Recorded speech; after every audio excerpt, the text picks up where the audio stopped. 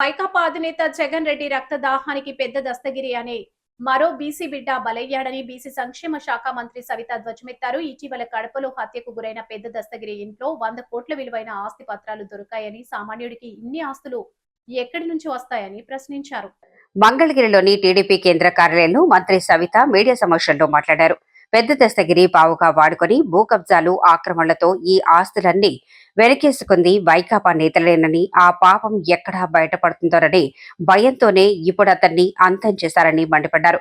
గతంలో గంజాయి కేసులో నిందితుల్ని పరామర్శించడానికి ఎక్కడలేని ఉత్సాహం చూపించిన జగన్ తన కోసం ప్రాణాలు పణంగా పెట్టిన పెద్ద దస్తగిరి కుటుంబాన్ని కడప పర్యటనలో ఉండి కూడా పరామర్శించకపోవడంలో ఆంతర్యం ఏమిటని ప్రశ్నించారు. గతంలో అమర్నాథ్ గౌడ్ నుంచి ఇప్పుడు పెద్ద దస్తగిరి వరకు బీసీల్ని హత్యలు చేయించటం, అడ్డు తొలగించుకోవటం జగన్ కు అలవాటుగా మారింది. జగన్ రెడ్డి మేనమామ భూముల్లోనే పెద్ద దస్తగిరి బలి కావటం వెనుక పెద్ద కుట్ర ఉంది అని సవిత ఆరోపించారు. తాడేపల్లి ప్యాలెస్ నుంచి ఏదైతే ఆదేశిస్తే దాని ప్రకారమే ఈ మర్డర్ జరిగింది.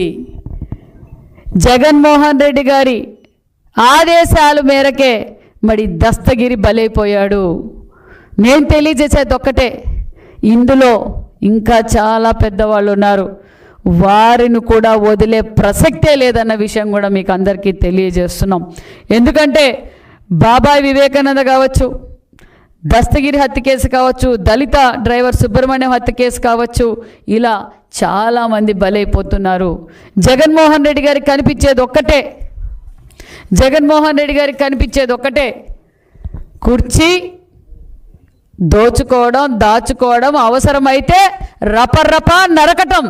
నేను చెప్పేది ఒకటే, వైసీపీ కార్యకర్తలారా, మీరు ఒక విషనాగు పడక కింద ఉన్నారు. మీ సింబల్ ఇప్పుడు ఫ్యాన్ కాదు, అదే ఫ్యాను గొడ్డలుగా మారుతూ ఉంది. జగన్మోహన్ రోజు రోజుకి కుర్చీ కోసం, ఆస్తుల కోసం తన సొంత వారినైనా బలి తీసుకుంటున్నాడన్న విషయం మరొకసారి మీకు అందరికీ తెలియజేస్తున్నాం.